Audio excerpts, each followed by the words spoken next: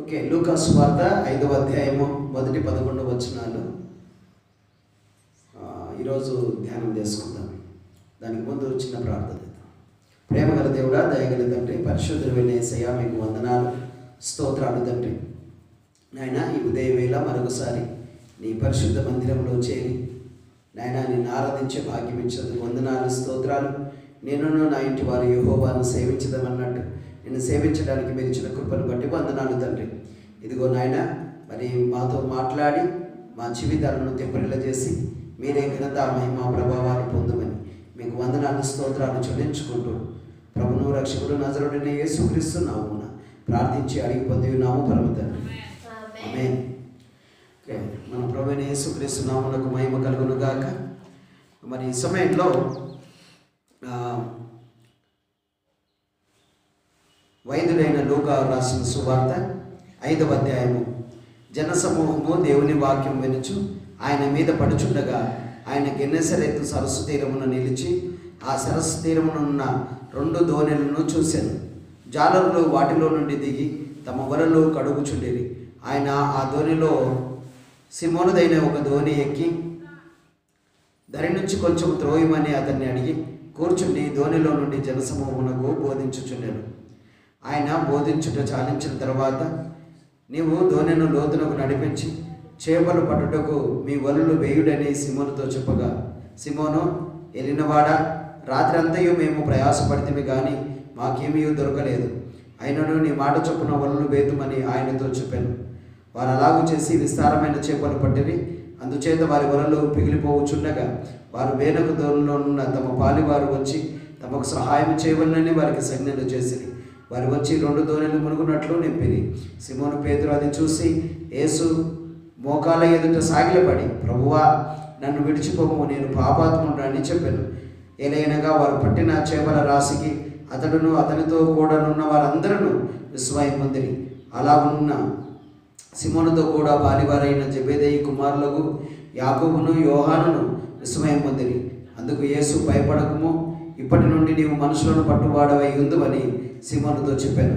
వారు దోణెలను దరికి చేర్చి సమస్తమును విడిచిపెట్టి ఆయనను వెంబడించిరి. ఓకే, దేవునికి ఘనత, మహిమ, ప్రభావాలు కలుగునుగాక. మరి ఈ సమయంలో చాలా విషయాలు లూకా తన సువార్తలో రాశాడు. ఎన్నో అద్భుతాల గురించి లూకా వైద్యుడు రాశాడు. అందులో మరి లూకా సువార్త 5వ అధ్యాయము 1-11 వచనంలో మరి మనందరికీ తెలుసు, చేపలు పట్టడము మనకు కనిపిస్తుంది.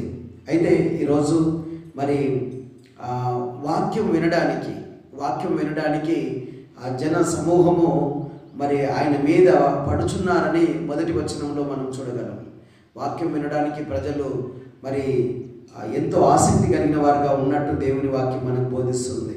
అందుకే వాక్యం చెప్పడానికి ప్రభువైన యేసుక్రీస్తు మరి ఆశ కలిగి ఉన్నాడు. ఆయన కూడా మరి వాక్యాన్ని బోధిస్తూ ఉన్నాడు. అయితే వాళ్ళు వాక్యం వినాలని ప్రభువైన యేసుక్రీస్తు మీద పడుతున్నారని దేవుని వాక్యం బోధిస్తుంది. కనుక యేసు ప్రభువు మరి గెన్నెసరేతు సరస్సు తీరమున మరి అక్కడికి చేరుకొని అక్కడ చాలా దోణెలు ఉన్నాయి. అయితే మరి 2వ వచనంలో ఒక మాట ఉంది, ఆ సరస్సు తీరమునున్న 2 దోణెలను చూసెను. జారులు వాటిలో నుండి దిగి తమ వలలు కడుక్కొంటుచుండిరి. అయితే ఇక్కడ మనం గమనించినట్లయితే మరి సిమోను పేతురుది ఒక దోణి ఉన్నట్టు, తర్వాత జెబెదయి కుమారులైన యాకోబు యోహానులది మరి మరొక దోణి ఉన్నట్టు ఇందులో మనకు కనిపిస్తుంది. అయితే ఈ 2 దోణెల్లో మరి ఇక్కడ మనము గమనించినట్లయితే యేసు ప్రభు వచ్చి అక్కడ ప్రజలకు వాక్యం బోధించాడు. అయితే ఆ రాత్రి ఏం జరిగిందో మరి పరిశుద్ధ గ్రంథంలో మరి స్పష్టంగా దేవుడు, పరిశుద్ధాత్మ దేవుడు వ్రాయించాడు. అయితే ఇక్కడ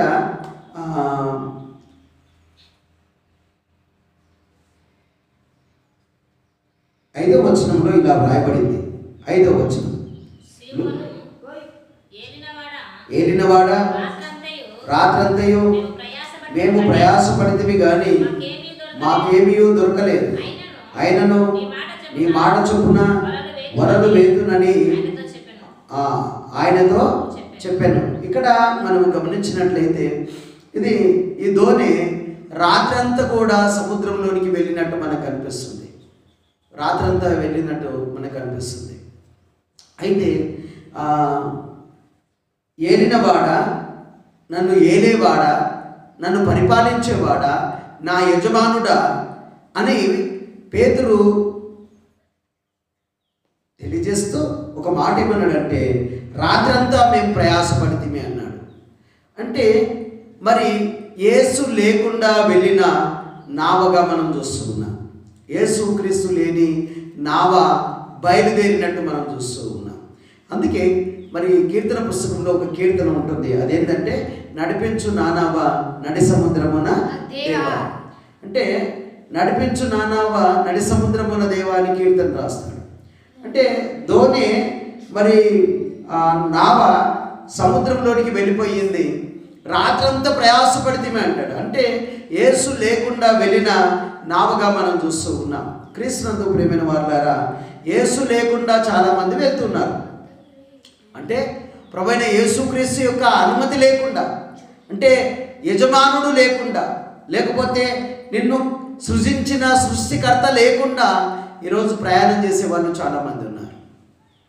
అయితే ఇక్కడ దేవుని వాక్యం బోధిస్తుంది ఏంటంటే, ఏమంటున్నాడంటే, యేసు లేని ప్రయాణము, యేసుక్రీస్తు లేని ప్రయాణం. అంటే యేసు ప్రభువు లేకుండా, దేవుడు లేకుండా, రక్షకుడు లేకుండా మరి ఆయన చిత్తానికి వ్యతిరేకంగా నడిచిన నావగా మనము ఈ యొక్క వచనంలో మనం చూడగలం. ఈ రోజుల్లో చాలామంది యవన కుమారులు కుటుంబంలో చాలామంది తల్లిదండ్రులు, పిల్లలు దేవుడు లేకుండా జీవిస్తూ ఉన్నారు. దేవుడు లేకుండా ప్రయాణం చేస్తూ ఉన్నారు. అయితే ఇక్కడ అంటుంది, యేసుక్రీస్తు ప్రభువు లేకుండా వెళ్తే ఏంటి అయ్యా అంటే ప్రయాసమే. ఒకడు గాలి కోసము ప్రయాసపడినట్టే ఉంటుంది, కానీ ఏమీ దొరకదు అంటాడు. కాబట్టి యేసు లేని ప్రయాణము నీ జీవితానికి అది ప్రయాసమే, అది నీకు నష్టమే, అది నీకు వ్యర్థమే. నువ్వు పడే ప్రయాసం అంతా వ్యర్థమే. అందుకే తన ప్రియులు నిద్రించుచుండగా ఆయన వారికి ఇచ్చుచున్నాడు అన్నాడు. అంటే మరి దేవుడు లేకుండా వెళ్ళి ఏదో సాధించాలి, సంపాదించుకోవాలని చాలామంది వెళ్తున్నారు, కానీ వారికి ఏమి కూడా దొరకదు అని దేవుని వాక్యం తెలియజేస్తుంది. యేసు లేకుండా వెళ్ళడం వల్ల మరి ఏమవుతుంది అని అంటే, ఒకవేళ మీరు గమనించినట్లయితే 2వ అధ్యాయం లూకాసు వార్త మరి 2వ అధ్యాయంలో ఇలా వ్రాయబడి ఉంది.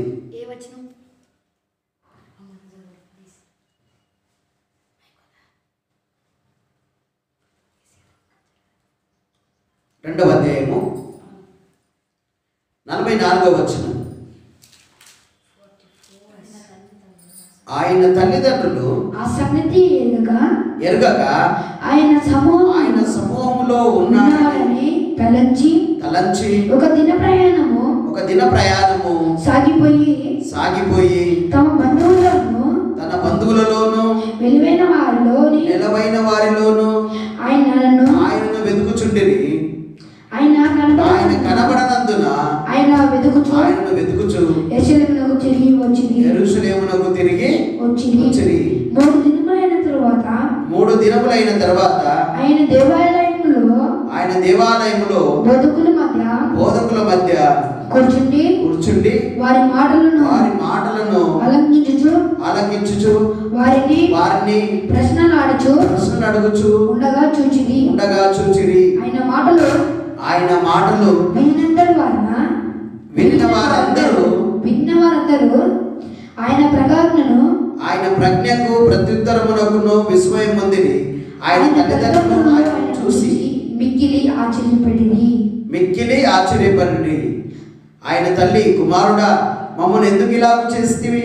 ఇదిగో నీ తండ్రియు నేను దుఃఖపడచ్చు నిన్ను వెతుకుచుంటిమని ఆయనతో చెప్పగా ఆయన మీరెలా నన్ను వెతుకుచుంటిరి. ఇక్కడ యేసుక్రీస్తు ప్రభువు తనతో ఉన్నాడని మరియా తర్వాత యోసేపు గారు వాళ్ళు అనుకొని ఏటేటా దేవాలయానికి యెరూషలేముకి వెళ్ళే వాడుక వాళ్ళకు ఉంది. మరి బాలుడైన యేసు ప్రభువు ఆ గుంపులో లేదా వాళ్ళ బంధువులలో కానీ వాళ్ళ నెల్లవారిలో కానీ ఉన్నాడని అనుకొని వీళ్ళు బయలుదేరినట్టు దేవుని వాక్యం బోధిస్తూ ఉంది. అయితే ఒక దిన ప్రయాణం అంతా కూడా వెళ్ళిపోయిన తర్వాత మరి బాలుడైన యేసు మా మధ్యలో ఉన్నాడని తల్లిదండ్రులు చూసినప్పుడు లేనప్పుడు వాళ్ళు అనుకున్నారు, అందరిలో వెతికారు కానీ దొరకలేదు, కనిపించలేదు. అయితే ఈ యొక్క సమయంలో వాళ్ళు తిరిగి యెరూషలేముకు రిటర్న్ వచ్చినట్టు దేవుని వాక్యం బోధిస్తుంది. యేసు లేకుండా వెళ్ళారు వాళ్ళు తల్లిదండ్రులు.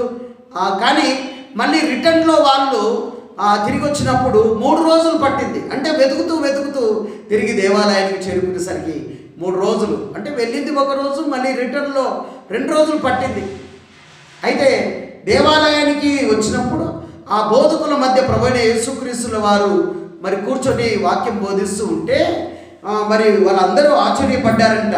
అప్పుడు మరియా తర్వాత తల్లి అయిన మరియా యోసేపు వాళ్ళన్న మాట ఏంటంటే 48వ వచనంలో, నా కుమారుడా మమ్మల్ని ఎందుకు ఇలాగ చేస్తీవి? ఇదిగో నీ తండ్రియో నేను దుఃఖపడుచు నిన్ను వెతుకుచుంటివి. యేసు లేని ప్రయాణం ఏంటిది అంటే దుఃఖము. యేసుక్రీస్తు యేసు లేకుండా వెళ్ళిన ఈ నావలో ప్రయాసపడ్డారు వాళ్ళు, అలసిపోయారు వాళ్ళు. కానీ వాళ్ళకు ఏమీ దొరకలేదు. నేను మనం కూడా యేసు లేకుండా వెళితే మనకు ప్రయాసం ఎక్కువనే, మనకు నష్టము. అంతేకాకుండా ఇక్కడ యేసు లేకుండా వెళ్ళడం వల్ల ఏమగలిగింది అని అంటే, నీ తండ్రియో నేను దుఃఖపడుచున్నాము అని మరి తల్లి అయిన మరియా యోసేపులు వాళ్ళు తెలియజేస్తూ ఉన్నారు. క్రీస్తునందు ప్రియమైన దైవ జనాంగమా, నీవు ఏ పని నిమిత్తమైతే బయలుదేరుతున్నావో, ఎక్కడికైనా నువ్వు బయలుదేరితే నాతో కూడా రమ్ము అని నువ్వు ప్రభువును పిలిస్తే ఆయన నీతో వచ్చేవాడై ఉన్నాడు. కానీ ఆయన సహాయం అవసరం లేదని, ఆయనతో అవసరం లేదని, నా మట్టుకు నేను చేయగలనని నువ్వు అనుకుని నువ్వు వెళ్ళడం వల్ల నువ్వు ప్రయాసపడగలవు. అయితే కాదు, సమయాన్ని వ్యర్థపరచుకోగలవు నువ్వు, కానీ నీకు ఎలాంటి లాభము దొరకదు. అయితే యేసు లేకుండా వెళ్ళడం వల్ల ఏం జరుగుతుందంటే కాలము, టైం వేస్ట్ అవుతుంది, తర్వాత ఎనర్జీ వేస్ట్ అవుతుంది, తర్వాత ప్రయాసపడుతున్నావు, దుఃఖం కూడా కలుగుతుంది నీకు. కాబట్టి ఈ నావ యేసు లేకుండా వెళ్ళిన నావగా మనం చూస్తూ ఉన్నాం. కాబట్టి క్రీస్తునందు ప్రియమైన వాళ్ళారా, నీవు నేను మనందరం కూడా యేసు లేకుండా వెళ్ళకూడదని ప్రభు పేరిట నేను మీకు మనం చేస్తూ ఉన్నాను. చాలామంది ఈరోజు సృష్టికర్త అయిన యేసు లేకుండా బయలుదేరుతున్నారు, రక్షకుడు లేకుండా బయలుదేరుతున్నాడు, తోడుంటానని వాగ్దానం చేసిన ఇమ్మానుయేలు దేవుడు లేకుండా బయలుదేరుతున్నారు. కారణం ఏంటిది అని అంటే, మా సొంత శక్తి చేత, మా బలము చేత, మా తలాంతుల చేత, మా జ్ఞానము చేత మేము సాధించగలము, సంపాదించగలము అంటున్నారు. అలా నువ్వు వెళ్తే నువ్వు ప్రయాసపడగలవు.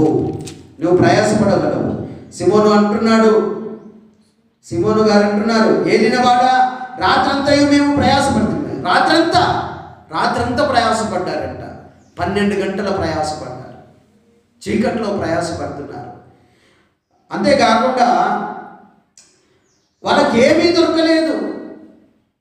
నీవు దేవుడు కాదని వెళ్తే నీకేమీ దొరకదు. పైపెచ్చు నీకు ప్రయాసము, ఆవేదన, మరి నిరాశ, నిస్పృహ అనే మిగులుతుంది, దుఃఖం కూడా చివరికి నీకు మిగులుతుంది. కాబట్టి యేసు లేకుండా వెళ్ళిన నావగా మనం చూడగలం. నావా అంటే ఒకవేళ మనం చూస్తే నడిపించు నా నావ నడి సముద్రం అని అంటే నా దేహం అనే నావ, నీ హృదయం అనే నావ. క్రీస్తు లేకుండా వెళ్ళిన నీ జీవితమే ఆ నావ. ఈ లోకమే ఒక సముద్రం. ఆ సముద్రంలో నీవు నేను ఆయన లేకుండా మనం వెళ్ళలేము. ఒకవేళ ఇజ్రాయిల్ను ఐగుప్తులో నుంచి తీసుకుని వచ్చినప్పుడు నేను మీతో కూడా రాను అన్నప్పుడు దైవజనుడైన మోషే గారు అంటాడు, నువ్వు రాకపోతే మేము వెళ్ళలేమంటాడు. మరి ఇజ్రాయేలీలు ఆయన రాకుండా వెళ్దామని వెళ్ళినప్పుడు ఎంతో ప్రాణ నష్టము మరి జరిగినట్టు దేవుని లేఖనాలు మనకు బోధిస్తూ ఉన్నాయి. క్రీస్తు లేకుండా నువ్వు వెళ్తే నీకు నష్టం కలుగుతూ ఉంది. కాబట్టి ఈ సమయంలో యేసు లేకుండా వెళ్ళకండి. ఆయన నీతో రావడం వల్ల నీకు ప్రయాసము తప్పుతుంది, దుఃఖము లేకుండా ఉంటుంది. మరి నీవు ఏదైతే సాధించాలి అని అనుకున్నావో అది సాధించలేకుండా ఓడిపోయి రావలసి వస్తుంది. కాబట్టి యేసు లేకుండా ఈ నావ వెళ్ళింది, ప్రయాసపడ్డారు, ఫలితం శూన్యం. మరొక మాట చదువుకుందాం. 3వ వచనంలో ఇలా వ్రాయబడింది, ఆయన ఆ ధోనిలో సిమోనుదైన ఒక ధోని ఎక్కి దాని నుంచి కొంచెము త్రోయమని అతన్ని అడిగి కూర్చుండి ధోనిలో నుండి జన సమూహమునకు బోధించుచుండెను. ఖాళీగా వచ్చిన ఈ ధోనిను యేసు ప్రభు అడుగుతున్నాడు, ఓ సిమోను, నీ ధోని నా పరిచర్య నిమిత్తము ఇస్తావా అని అడిగి కూర్చున్నాడంట.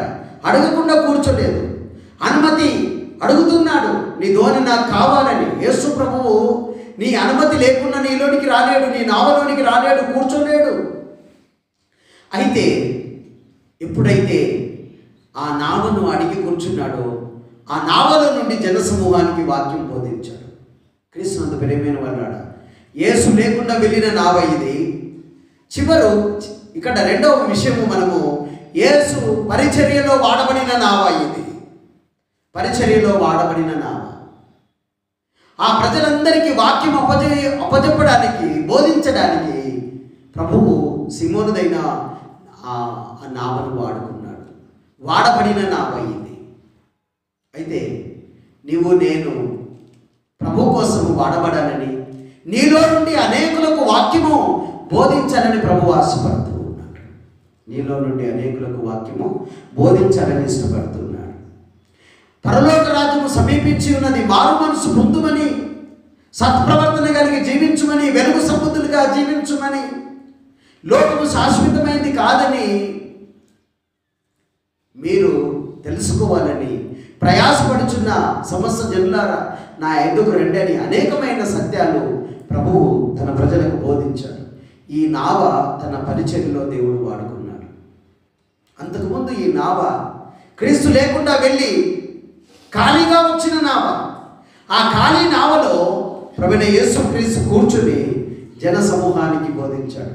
ఎంత సమయము బోధించాడో, ఎంత సమయము దేవుడు ఆ నావను వాడుకున్నాడో పరిశుద్ధ గ్రంథంలో మనము చూడలేము. కానీ వాడబడిన నావగా ఉంది. ప్రభు అంటున్నాడు, ఖాళీగా ఉన్నావా, వ్యర్థంగా ఉన్నావా, నిరాశ నిస్పృహలో ఉన్నావా, ఏమీ లేనివారుగా ఉన్నావా? అయితే ప్రభు అడుగుతున్నాడు, నీ ధోని నాకు, నీ హృదయం అనే ధోని నాకు ఇస్తే నేను ఈ ధోనిను వాడుకుంటాను అంటున్నాడు. ఈ ధోనిను వాడుకుంటాను అంటున్నాడు. కాబట్టి ప్రతి ఒక్కరి ధోని అనే నీ హృదయాన్ని ఆయనకిస్తే, నీ హృదయంలోనికి ఆయన వచ్చి అనేక సంగతులు ఇతరులకు బోధించి, ఇతరులను బలపరిచి, ఇతరులను పరలోక రాజ్యానికి వారసులుగా చేయాలని ఇష్టపడుతూ ఉన్నాడు. అయితే నీ హృదయం అనే నావను ఆయనకు నీవిస్తావా? సిమోను పేతురు అంటాడు, ఏలినవాడా అంటాడు. ఆ ఏలేవాడికి నీ సింహాసనమైన, నీ హృదయ సింహాసనం మీద మరి అధికారం నీవిస్తే ఆయన నీలో నుండి గొప్ప కార్యాలు, ఆయన నీలోనికి వచ్చి అనేక గొప్ప కార్యాలు నీ పట్ల, ఇతరులకు చేయాలని, నీకు చేయాలని ఆశ కలిగి ఉన్నాడు. కాబట్టి ఇక్కడ మనం గమనించినట్లయితే యేసు లేకుండా వెళ్ళిన నావగా కనిపించింది. రెండవది యేసు పరిచర్యలో వాడబడిన నావ. మూడవ మాట మనం చూసుకుందాం.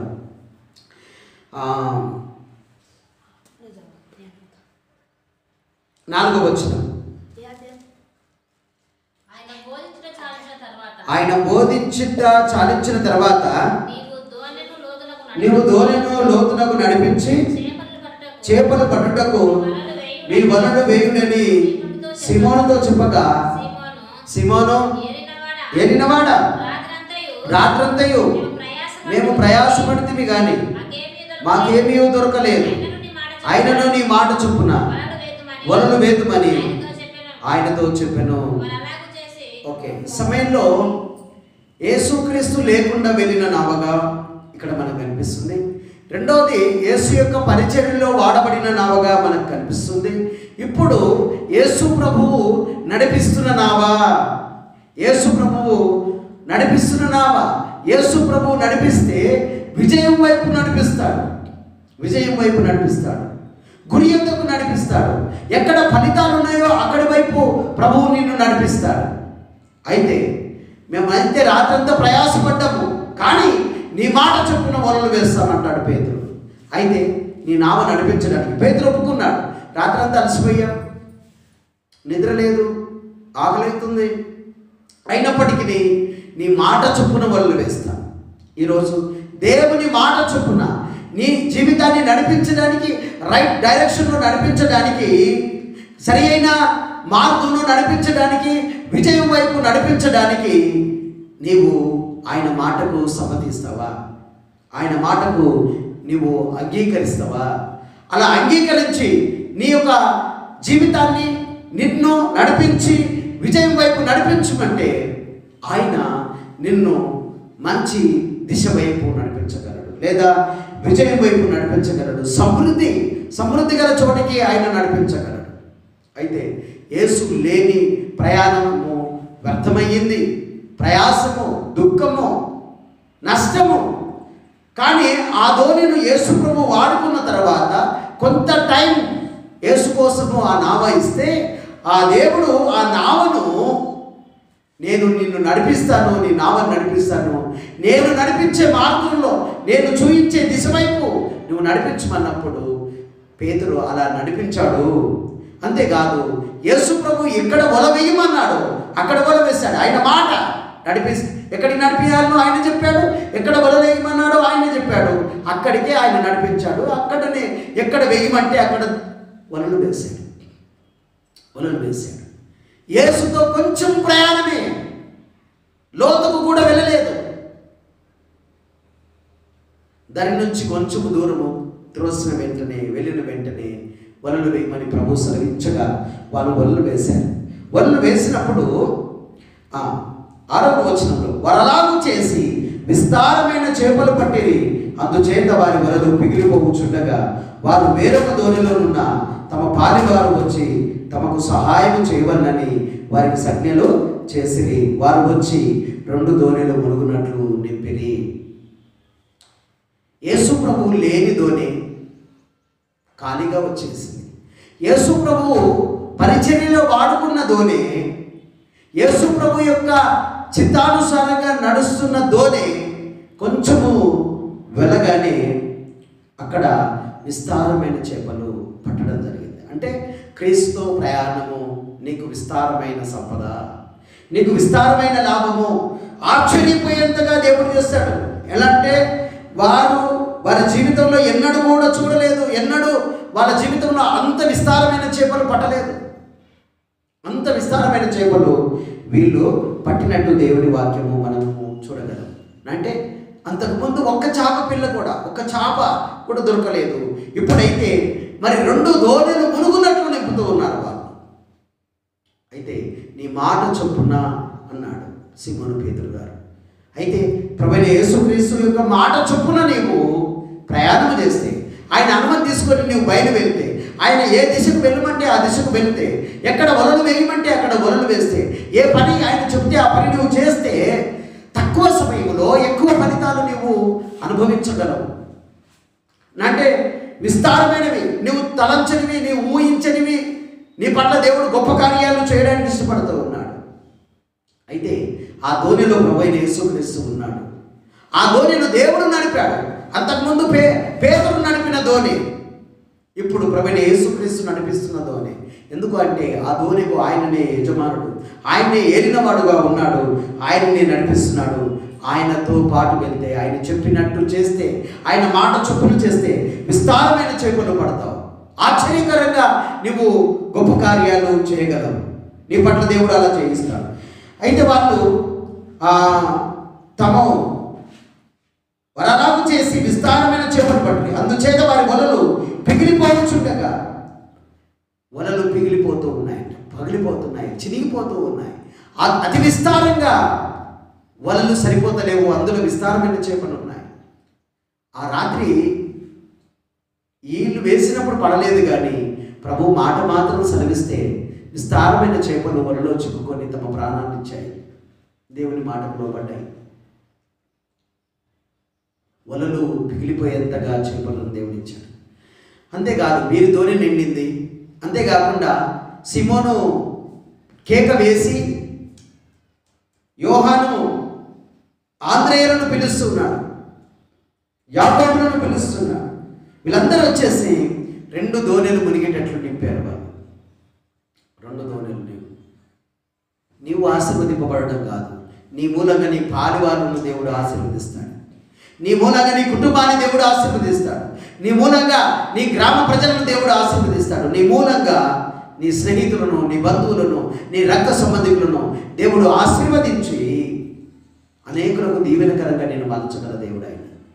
ఆయనను ఆయన మాట చొప్పున నువ్వు చేయగలిగితే, నీ జీవితాన్ని ఆయన నడిపిస్తే నీ పట్ల దేవుడు గొప్ప కార్యం చేస్తాడు. క్రీస్తునందు ప్రియమైన దైవ జనాంగమా, 2 దోణెలు మునుగున్నట్లు నింపిరి, మునిగిపోతాయి ఇంకా వేస్తే. కాబట్టి మిగిలిన చేపలన్నీ కూడా సముద్రంలో వదిలేశారు. వాళ్ళు సముద్రంలో వదిలేశారు.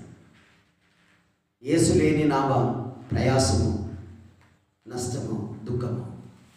యేసు ప్రభు యొక్క పరిచర్యలో వాడబడిన నావ, ఆ నావను దేవుడు దీవించాడు. ఆ నావలో దేవుడు ప్రయాణం చేశాడు.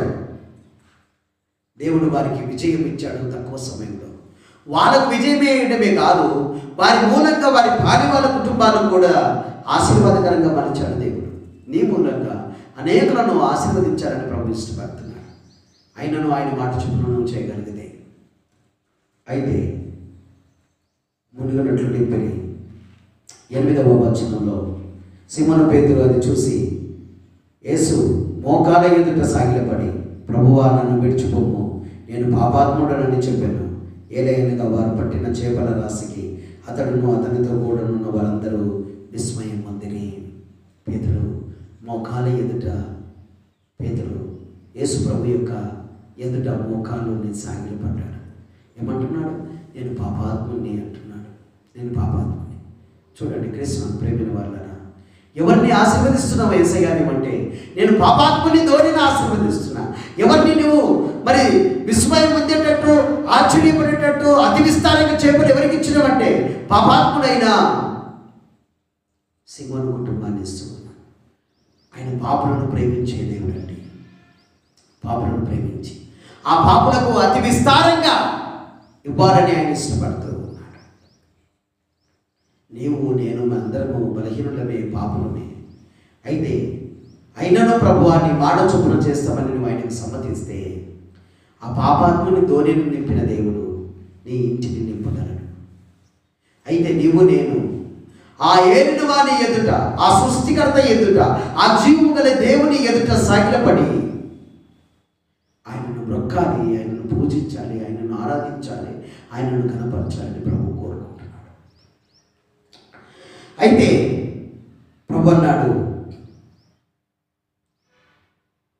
అలాగూ సీమోనుతో కూడా విస్మయం పొందిరి. అందుకు యేసు, భయపడకము, ఇప్పటి నుండి నీవు మనుషులను పట్టువాడవై ఉందని సీమోనుతో చెప్పాను. భయపడకు, నీ సమస్యలను చూసి భయపడకు, నీ అనారోగ్యాన్ని చూసి భయపడకు, నీ స్థితిగతులను చూసి నీవు భయపడకు. నిన్ను సృజించిన దేవుడిని చూడు, నీ ఏలిన వాడిని చూడు, నిన్ను నడిపించేవాడిని చూడు, భవిష్యత్తును ఎరిగి సరి అయిన దిశలో నడిపించి విజయం ఇచ్చే దేవుని వైపు చూడు. ఆయన నిన్ను సర్వ సమృద్ధితో నింపబోతున్నాడు. అనేకులకు నీ జీవితము ఆశీర్వాదకరంగా దేవుడు నిన్ను నిలుపబోతున్నాడు. ఈ వాక్యము నీకోసమే. భయపడకు, ఆయన నీకు తోడై ఉన్నాడు.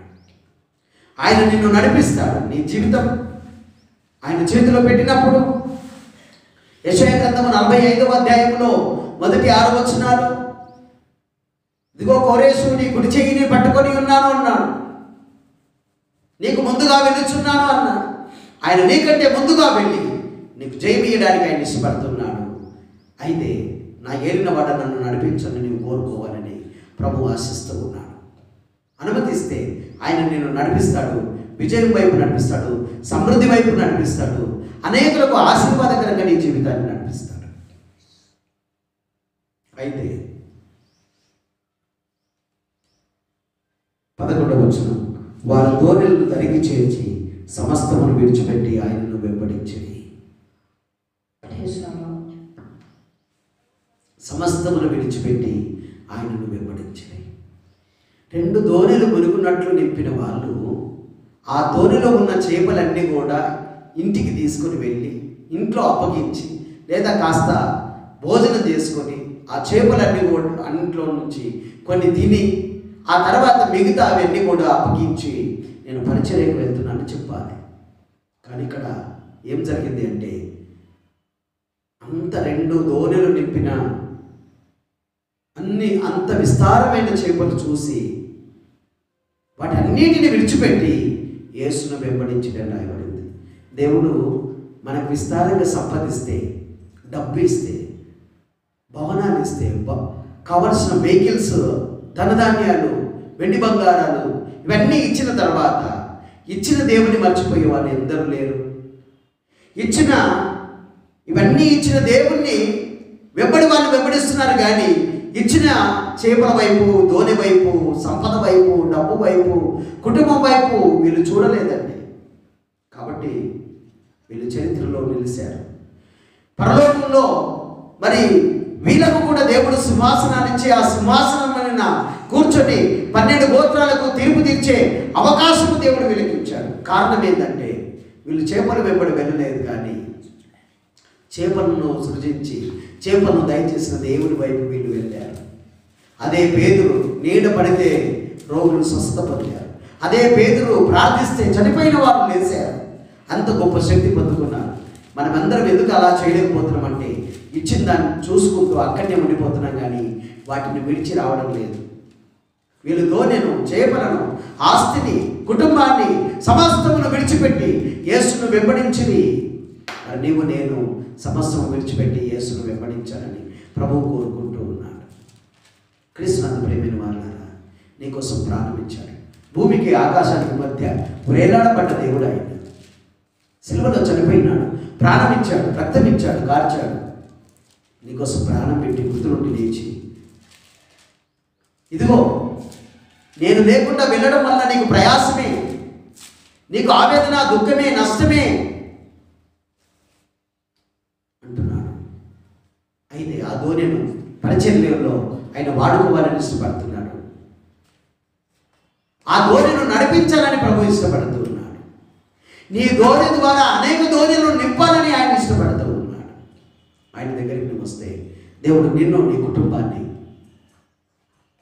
ఆశీర్వదించడమే కాదు, చరిత్రను తిరగరాసే గొప్ప కార్యం నీ పట్ల దేవుడు చేయగలడు.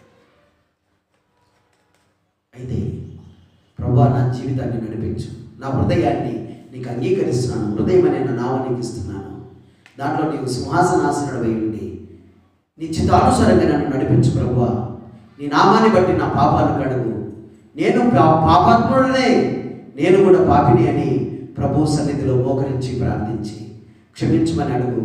ఆయన నిన్ను నడిపిస్తాడు, సమృద్ధి చోటికి నడిపిస్తాడు, జయం ఇస్తాడు, గొప్ప కార్యాలు నీ పట్ల జరిగిస్తాడు.